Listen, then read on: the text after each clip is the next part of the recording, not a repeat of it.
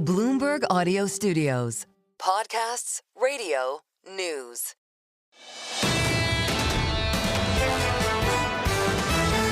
This is the Bloomberg Surveillance Podcast. Catch us live weekdays at 7 a.m. Eastern on Apple CarPlay or Android Auto with the Bloomberg Business app.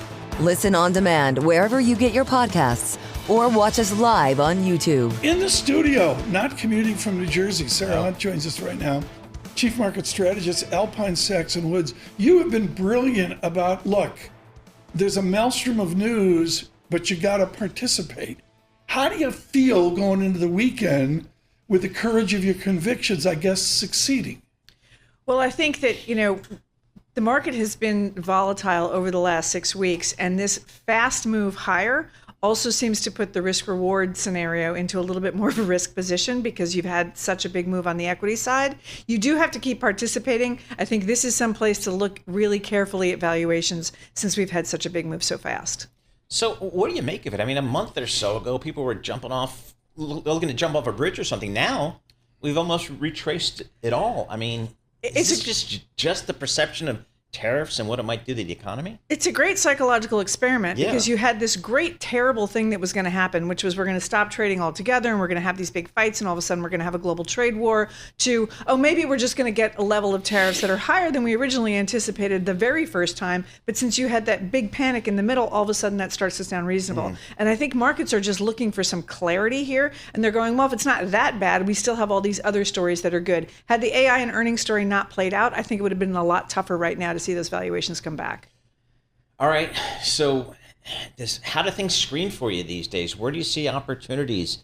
Where do you kind of go from here? So if you're looking at some of the places that we're looking at right now, you look at things like financials, which haven't really participated quite as much. It hasn't been bad for them, but there's still potentially some deregulation going on. Okay. The utilities look sort of interesting here. Some of the stuff that's gotten hit by a lot of the news are very difficult. So healthcare becomes a lot more challenging when all of a sudden you're having a fight about pricing. So what about XOI? I mean, I haven't looked at this in ages. I mean, in the old days, NYSE ARCA Oil Index, XOI. I'm waiting for somebody to walk in here and say energy, bottom. Is it an ultimate value here? How do you treat energy in a time of EVs? I think the tough thing is it's a time horizon question because we do like energy and we love some of the energy infrastructure plays. And I've talked about some of the pipelines, some of the LNG stocks. But I think from an oil stock perspective, this tension between a recession and slowdown and or a deal with Iran and other things are driving the oil price in a way that makes those stocks, some of them have great dividends. You look at a company like Devon, it's got a great dividend, but it's a long-term story right now. It's hard to see those stocks appreciating with the volatility in the oil price and what's going on globally. Paul, we got economic data on a Friday. Get one more question in here. Yeah, absolutely. Who allowed economic data on a Friday? On a Friday going into it. So, I mean, how do you think about just fixed income here, broadly defined here? Where do you see opportunities in fixed income? Fixed income is a bit of a question because you have to think at some point we are going to get lower rates. The market keeps switching when that's going to happen. It is a good thing to have in the portfolio. It was crazy volatile in a way that you don't usually see it 6 weeks ago. I'm not sure you get a repeat of that because there were a lot of bigger questions that were happening then that seem to have, if not been settled, at least tabled for now, which is everyone's going to sell their treasuries that isn't a U.S. holder and it's going to be a disaster for the treasury market. I think that's come off a little bit. And I think you want to stick to the short end of the curve, which is sort of what everybody's been doing, even though rates are going to come down just because the duration is tough. Sarah Hunt, is the VIX beneficial to you? Do you look at it like a thermometer of the equity system? I would say that on the extremes it is. When you get those low readings that go on and on and on forever, it's when you see those big spikes that you start to pay more attention to how that affects other things. But right now it's more on the margin than it is on a day-to-day. It's directional than on a day-to-day situation. I'm just going to speak for myself. I'm surprised that the equity markets have come back as much as they have, simply because, the tariffs aren't the worst case scenario, but they're still significantly higher than where they were beforehand. Well, let's lay that out. That's important. It was 3% blended, and Ernie Tedeschi and the great team at Yale Budget Lab, they're modeling out, even with adjustments, 13-ish, 14-ish%. Yeah. So that's a triple. That's a triple. Or maybe a fourple. Exactly. And if I'm, that's got to hit the P&L across the board, or consumers are just going to get screwed with price increases. I think there's going to be a combination of things. There's going to be some substitution. There's going to be some price increases. I think it's going to be difficult for margins. Margins go to earnings. If earnings are coming down, that multiple that just went right back up to where we started at the beginning of the year starts to look a little pricey. And that's where, again, you have some adjustments that need to be made because people looking out forward, but the near-term earnings hit is going to happen. YouTube, great. This could be a fan member. Sure. Bitcoin Boomer. I think that's my brother out in the Dakotas. Bitcoin Boomer, thank you for this. University of Michigan survey is so far off from reality.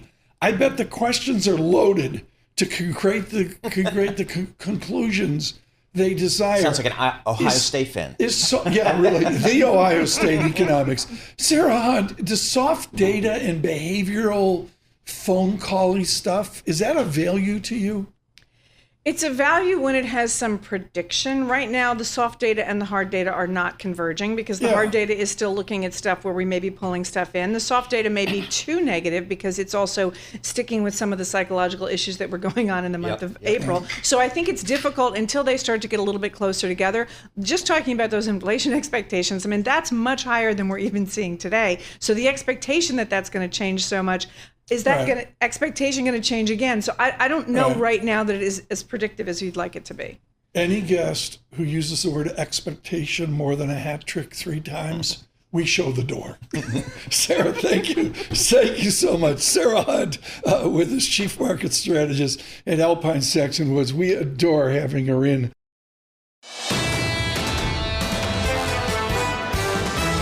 You're listening to the Bloomberg Surveillance Podcast. Catch us live weekday afternoons from 7 to 10 a.m. Eastern. Listen on Apple CarPlay and Android Auto with the Bloomberg Business app. Or watch us live on YouTube. I think we got to go coupon now. Yeah.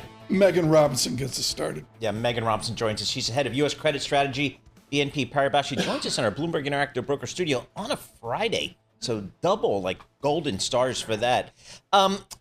Meghan, there's been so much uncertainty in the marketplace here. We've heard that from corporate executives on their earnings call. A lot of uncertainty. How does that impact your view of the credit markets here? How much risk are you guys taking these days?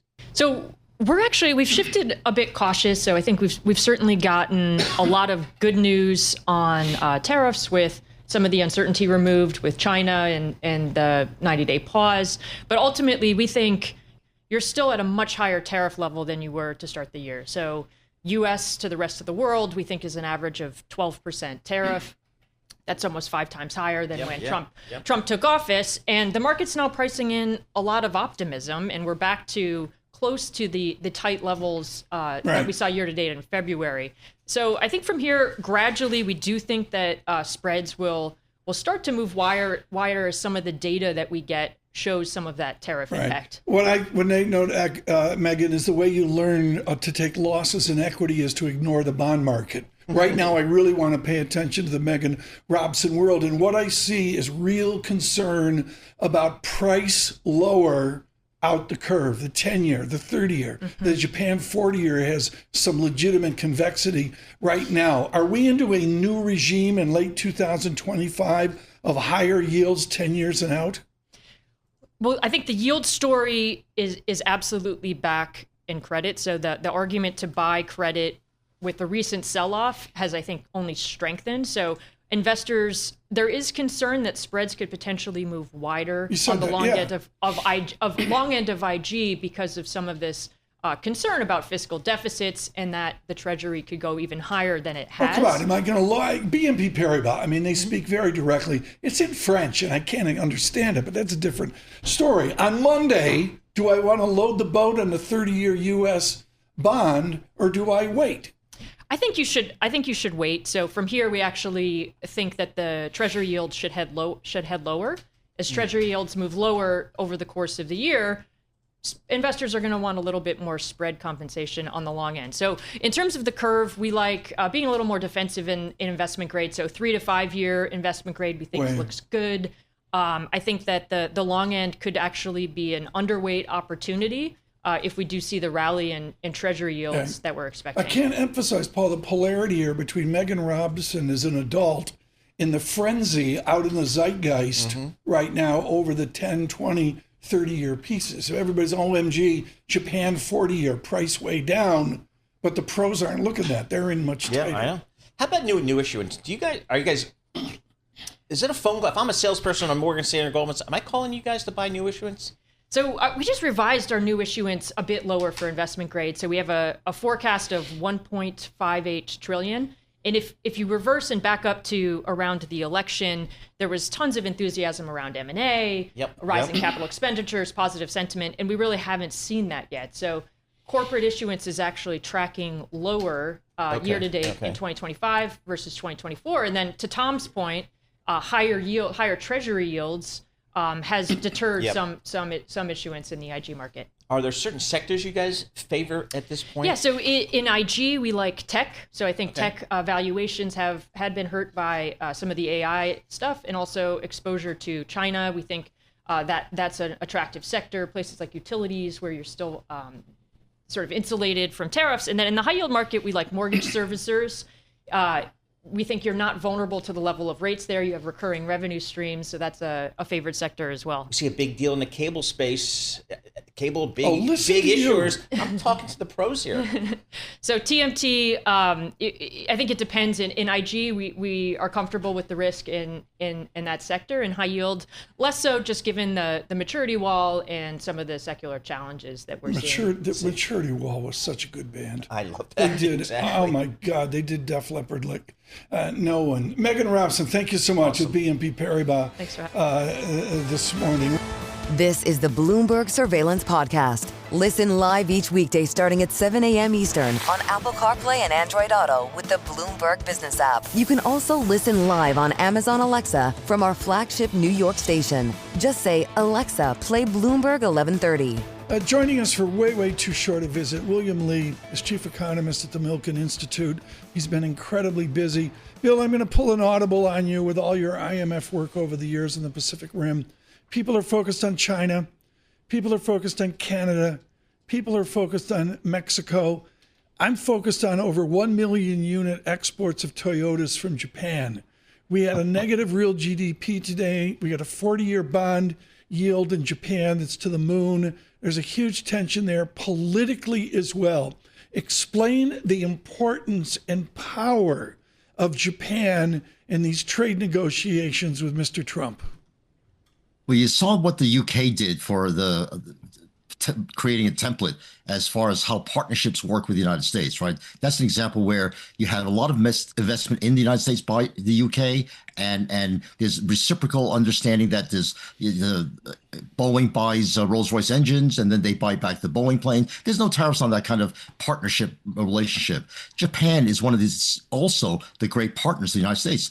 Japan has one of the largest net investment positions in the United States, and I think the template that we're going to see coming out of the trade agreements is again an example of what good partnerships are. And now China, right, is the good example of what President Trump calls competition with the U.S. He chooses not to produce here, he chooses not to invest here, and you have a tariff wall. And I think that's going to be the template that we see going on to the rest of the deals that we will be making. With all of your experience, is the 10% a firm wall of tariffs, or could the tariffs dip below on a blended basis and migrate back towards that 3% level? You know, I think one of the best things that happened to markets was when Secretary Bessent talked at the Milken conference last week and reminded everyone tariffs are just one part of a policy package of smaller government, lower taxes, fewer regulation. That's the important. Those are the important ingredients. The tariffs are really a small piece that tells our investment partners, look, you come here to the United States, we'll give you a tariff wall to protect your investments from unfair competition. So I think the 10% number is there to stay, to remind everybody the value of the access into the U.S. marketplace and to get rid of any kind of unfair competition. So I think the tariff walls will stay with us. I think it'll be at that 10% level. But again, it's a small piece of the policy package that really is exciting markets and reminded markets that that's where the emphasis is on the policy front. Bill, what do you make of the weakness in the U.S. dollar here? We've seen other risk assets like stocks rebound and retrace much of the losses, but not so much the dollar. What do you make of it here? I'm so glad you asked that question, Paul. Again, that was a major part of the discussion among every major investor in at the Milken conference, and they were always saying, "What's happening to the role of the dollar and its valuation?" And I think that's the key difference. The valuation of the dollar has come down off of its peak back in February when everyone was so enthusiastic about the Trump election. Let's remember that the value of the dollar is well above where it was 5 years ago, for an average for the last 5 years. But the role of the dollar has really not changed at all. The role of the dollar as a reserve currency, the role of the dollar as the vehicle currency, that is not changed, and no one has even talked about finding substitutes. But the valuation moves around, and it's come off of the all-time highs, and that's normalization is right. Hey, Bill, a lot of folks, when they think about tariffs, they say they are a tax on the consumer. They say they are inflationary. Do you agree?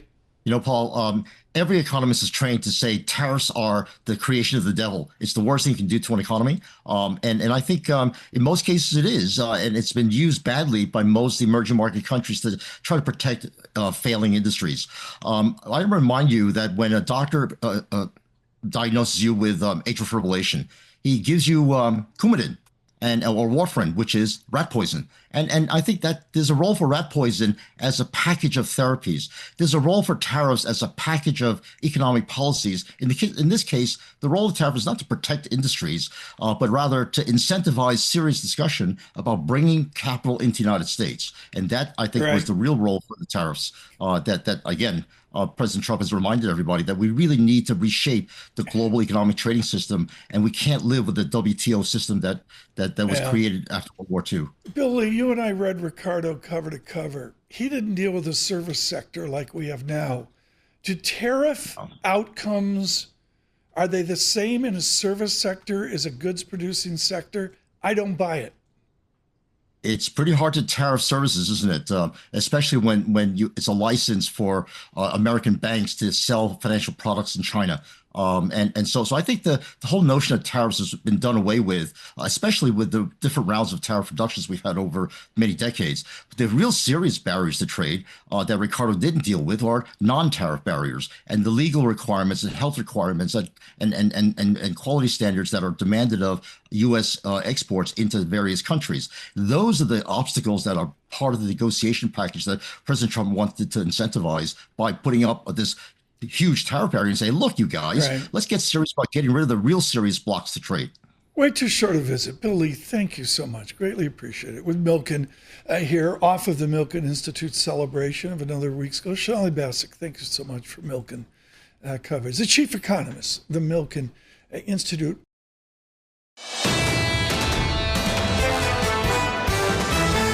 This is the Bloomberg Surveillance Podcast. Listen live each weekday starting at 7 a.m. Eastern on Apple CarPlay and Android Auto with the Bloomberg Business app. You can also watch us live every weekday on YouTube and always on the Bloomberg Terminal. Usually we talk big oil, Brent, West Texas Intermediate.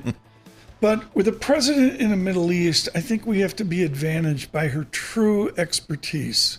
As a senior fellow at the Atlantic Council, the calling card is her book, Saudi Inc., which is what we have observed for the last 4, 5, 6 days. Alan Wald joins us now. Alan, how does the fragility of the royal family before 1938 play with the present royal family of Saudi Arabia? They were nothing. And then there was the discovery of oil in 1938, the invention of Aramco, and off we go. How does that history play into the way the Saudi royal family thinks?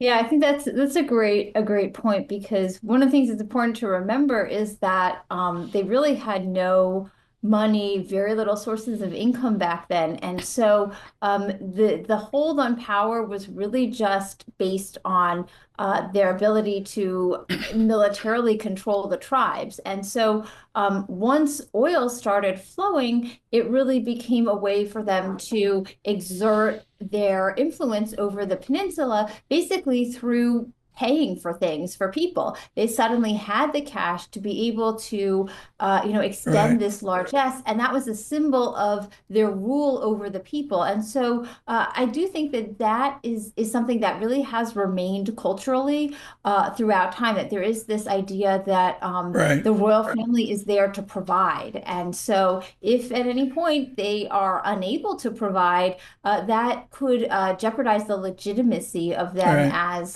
the ruling family. Up the Persian Gulf or the Arabian Gulf, whatever we're going to name it next week. Ellen Wald, each royal family has a story, whether flying from Doha down to Abu Dhabi. Do they all have in their head the same break-even oil price, or are there distinctive break-even oil prices for each nation, each royal family? Yeah, absolutely. I mean, every oil industry in the Middle East is run differently, and I think that's a common misperception. People think it's just this monolithic, national oil companies, but it's actually very different. Aramco has a totally different break-even price from, say, the Kuwait Oil Company, or Iraq, or the UAE, or even Bahrain, for example. So Aramco's is basically the lowest in the world. Their break even is, depending on what they're producing, can be between $2 and $10. I usually like to say around $6. It's kind of an average. That's the lowest in the entire world. So no matter how low oil prices go, Aramco is still going to come out on top. Now, that's different from the price that the Saudi government would like oil to be at to balance their budget, which I think is really a totally useless figure. People like to bring this out. The IMF likes to talk about it, but that really doesn't influence the Saudi government all that much, because the Saudi government isn't selling oil. Aramco sells oil. The Saudi government gets revenue from that oil and those oil sales, but they're not actually selling it. That's not the way it works in Iran. That's not the way it works in Kuwait, where those oil companies are much more intertwined with the government. And so the government is actually collecting that revenue directly. And so their price point, their break-even points are higher, and they needed a higher price for their budget as well. Ellen, you mentioned Iran, and as we followed President Trump through his trip through the Middle East here, that Iran was always in the background there. Can you just refresh our memory? What is Iran's role in the global energy market today? Yeah, this is interesting. So, Iran has a lot of oil resources. They have a lot of oil and a lot of natural gas in the ground. But production-wise, they really don't produce all that much. I would say around now they're producing about 3.3 million barrels of oil per day, which is actually on the higher side of late. In 2020, they were down below 3. Really, I think at the height in the past decade, they were producing about 4 million barrels a day. So that's not all that big. If we were compared to Saudi Arabia, to the United States, United States producing 13 million barrels of oil today. So while they have a lot of resources, they're not producing that much oil right now. When do we get a new book? When I love busting your chops. When I finally get a good night's sleep. Ellen Wald, I love busting your chops. Thank you so much. Ellen Wald, Senior Fellow of the Atlantic Council.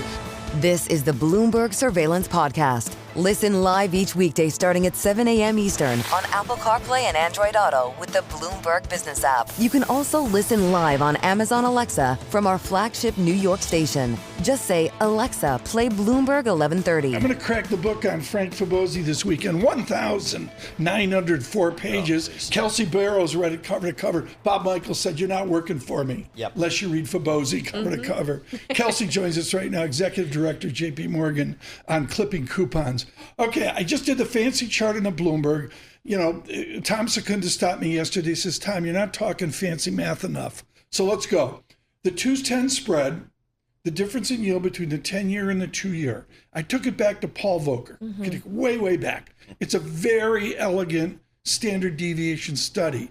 I don't think people realize that at 45 basis points, 0.45 percentage points difference between the 10-year and 2-year, we're nowhere near normal steep.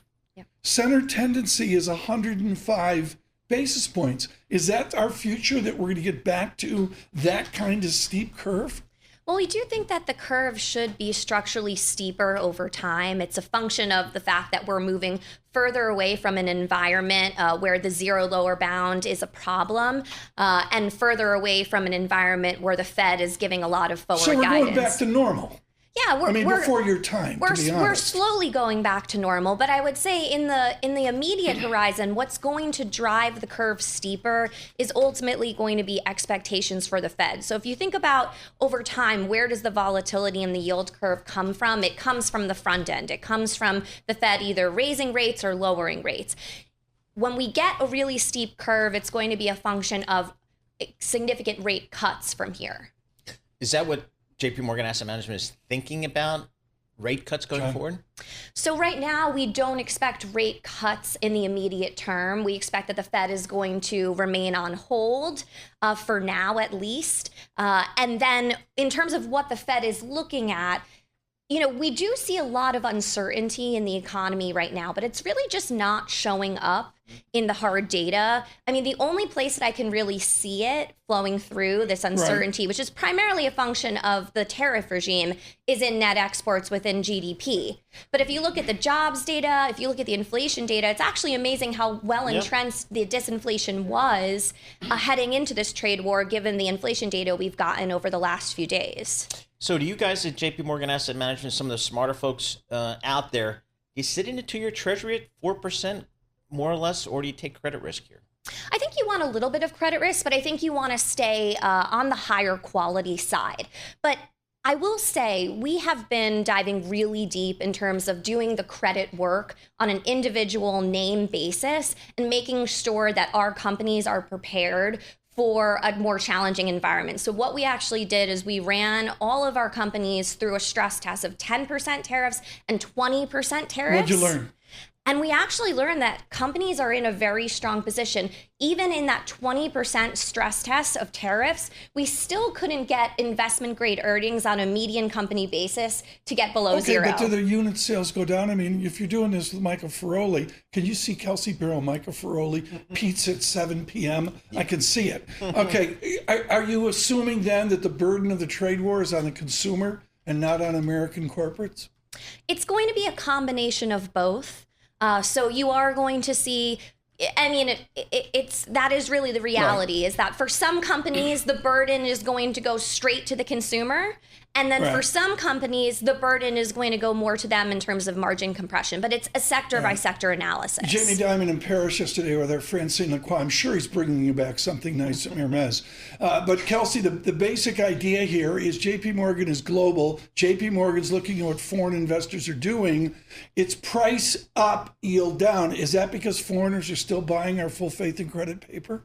So yes, in general, while the narrative has been and the fear has been, particularly on the long end, that there's been this loss of sponsorship. And we do think that over time, we have been seeing a trend from foreigners away from the U.S. market, away from the U.S. dollar, towards more diversified portfolios. But if you look at the Treasury allotment data more recently, what's it say? Foreign demand has been fairly stable. And if I look at our own active ETF complex, we've been seeing that demand has been fairly healthy for fixed income throughout the year. But I think what has changed is the narrative around why fixed income fits into your portfolio. So if you were to ask a week ago, why do you want fixed income in your portfolio? People said, well, the risk reward around rate cuts, we can hold it, and it's a very good hedge in case we do hit that hard landing. Now that there has been this pause, this 90-day pause between the US and China, people are bringing down that recession risk probability. People are saying, okay, so maybe the tail risk of hard landing has been priced out, but yields are still really high. I'm looking to have that fixed income in my portfolio still, but it's more for clipping coupon and that stable income. So are there certain sectors that you guys like if you think about taking some credit risk here? Or is there certain, are you a sector kind of focus or kind of looking at different factors? How do you guys think about allocating credit? All across the board. But what we've been focused on is, as you've seen a repricing in spreads, where has things been lagging? And those are the places, where we're most focused. So we've seen in this retracement and spreads tighter. We've seen some lagging in triple Bs, in autos and energies. Some of these credits, we've seen some opportunity to pick up yield in areas where the repricing has been slightly less efficient. And there's also opportunities, I would say, in securitized credit, which is an area we focus a lot on, again, where the repricing tends to be slower and less efficient. And those are the areas where we're focused on adding. So in securitized, is that mortgage-backed securities, asset-backed securities, all the above? All of the above, but in terms of where you're going to find the credit risk component, that would be in, your asset-backed securities, things that are backed on auto loans, for an example. Yankees or Mets? Mets. Mets? Yeah. All right. It's exciting. It's been great. Yeah, we went to a game last Sunday, Mother's Day. It was beautiful. Very Yeah. good. I can't watch the Mets because of 1986, but they're going into Yankee Stadium tonight, right? Yeah. Yeah. And so this is going to be Subway electric. It's going to be great. Yeah. It's going to be great. Across the nation. I mean, Good weather. I'm like It'll be the good. worst person to talk about this because I get upset. In this room that we're in right here was where I met Lenny Dykstra. Wow. And he and I talked. What a name there. His home run in Game 3, 1986, it's never come down. No. It's over Marblehead somewhere. and this is really exciting. Are you going? No, I'm not going, but we'll be watching. Certainly in my household, my husband, it will be on tonight. If I call Mr. Diamond and he can free up the seats, can you go? Well, we confirmed that Kelsey and her team, they are going to the new building on Park Avenue. They've got desks. So that's big. Because, Bob Michael, he wasn't sure. But Did you pick the maroon carpet? That's going to be... I'm sure whatever it is, it will be great. Have you been in the building yet? No, I have not, but I sit in the building across from it. I see them working every single Very day. cool. Yeah, every single day, and they're making so much progress, For working those so of fast. you nationwide, I was walking down Madison Avenue, and I don't care about all the architectural critics. I hope the New York Times treats it well. It sits beautifully. Unbelievable. Within mid 20th century, it pays homage to our parents. So folks coming into New York City, youth. Park Avenue around, was it 48th Street, 47th Street? It's just spectacular new It just JP sits- Morgan headquarters going up. Yep. It's not like stupid ugly or No, anything. it's It awesome. just sits beautifully. Kelsey Barrell, architect for JP Morgan. Thank you. This is the Bloomberg Surveillance Podcast, available on Apple, Spotify, and anywhere else you get your podcasts. Listen live each weekday, 7 to 10 a.m. Eastern on Bloomberg.com, the iHeartRadio app, TuneIn, and the Bloomberg Business app. You can also watch us live every weekday on YouTube and always on the Bloomberg Terminal.